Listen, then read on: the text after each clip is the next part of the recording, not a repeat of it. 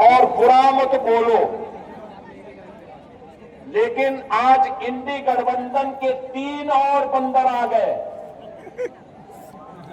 ये 3 बंदर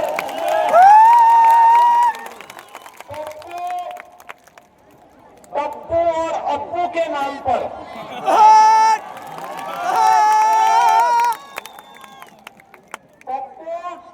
पप्पू और अप्पू के नाम पर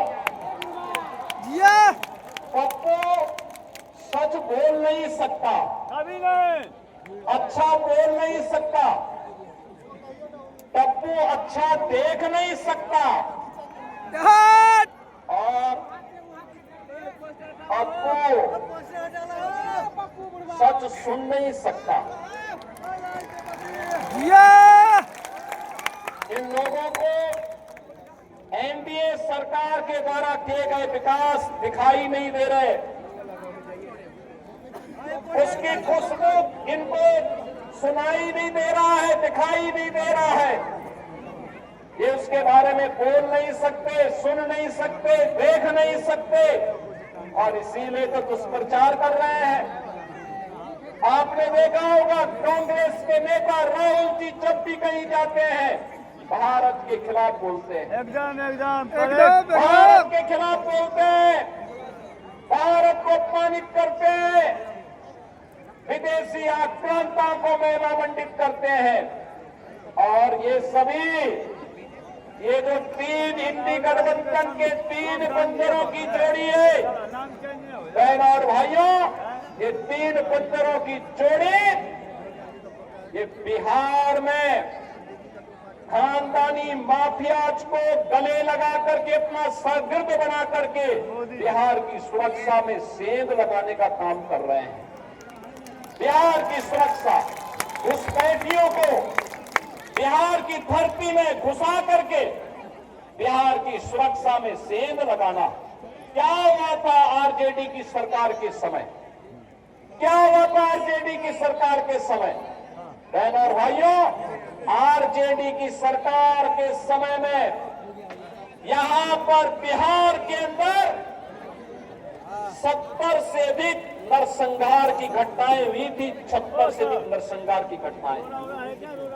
इन्होंने जातीय संगठन खड़े किए थे, बिहार में जाति को जाति से लड़ाते थे, पर्व और त्योहार नहीं होने देते थे, बेटी असुरक्षित, व्यापारी असुरक्षित, नौजवान के जीवन के साथ खिलवाड़, कट्टा बंदूक लेकर के बिहार की पूरी व्यवस्था को इन्होंने धूमिल करने का काम किया था।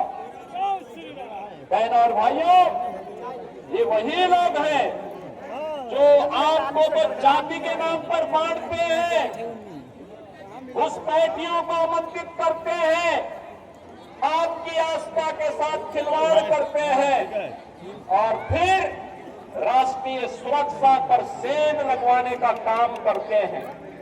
बहनों और भाइयों, मैं आज आप सबसे ये कहने के लिए आया हूं, एक केवटी विधानसभा क्षेत्र आपने देखा होगा, यहां पर से अशोक यादव विधायक रहे हो या फिर आज यहाँ पर भारतीय जनता पार्टी के मुरारी मोहन झा जिंदाबाद वर्तमान विधायक के रूप में, अब यहाँ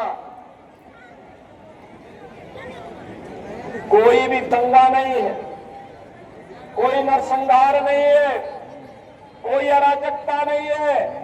अब तो हमारी मिथिला भी चंगा है, विकास के पथ पर अग्रसर बढ़ने का काम कर रही है।